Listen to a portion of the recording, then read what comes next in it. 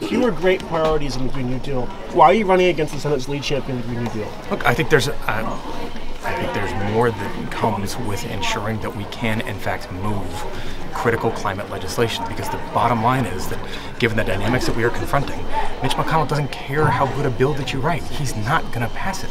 He's not going to move it. We have 300 plus bills that are bipartisan that we passed out of the House. Mitch McConnell's not moving at all.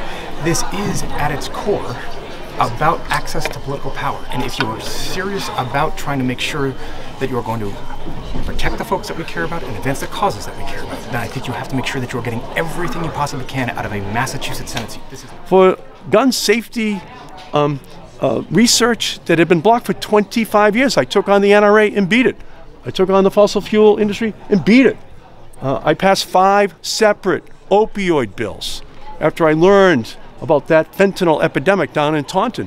They're all in the books. They were all signed by the president. Opioid crisis, climate change, gun safety, the Alzheimer's crisis in our country. I am the leader. I fight, I lead, and I win. And so on each and every one of those issues, the difference is I have fought, I have led, and I have delivered. My bills are the law. My bills are what changes the debate in our country. That is who I am. That is what I have done with my career. So, one, I think, look at the way that we've tried to run this campaign. We did 13 town halls last month alone. 2 of them were in Spanish. The first time any candidate's done town halls in another language. I was in nearly 20 states last cycle campaigning for other colleagues and helping to flip the House of Representatives. I think the power, the ability that comes with the Massachusetts Senate seat enables you to go around the country to build that bench, to help elect mayors and local school boards and state reps and state senators, and rebuild the nearly 1,000 state legislative races or seats that we had lost over the course of the past decade. That you can build that bench, that you can form the coalitions that are necessary to translate policy to actual law. Look, Hillary Clinton had more white papers out there than any presidential candidate in history, and Donald Trump said, "My hands are bigger than yours," and won a presidential election.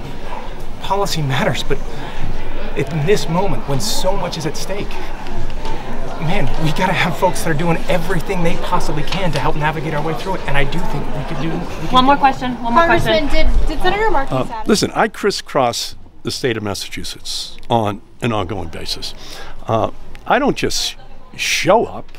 I stand up for these communities. When Boston needed $250 million in order to dredge Boston Harbor so that we could have the new ships come in, well, I helped secure that money. That's going to create 7,000 new jobs. When New Bedford needed the money, $15 million, in order to ensure that they could have a place to begin the construction of the wind technologies offshore and have 60 new places where commercial fishermen could work, I got the money for them. When Plymouth needed the $13.5 million to dredge Plymouth Harbor so that Mayflower 2 could come back this year for the 400th birthday of Plymouth, they came to me, I got them the money.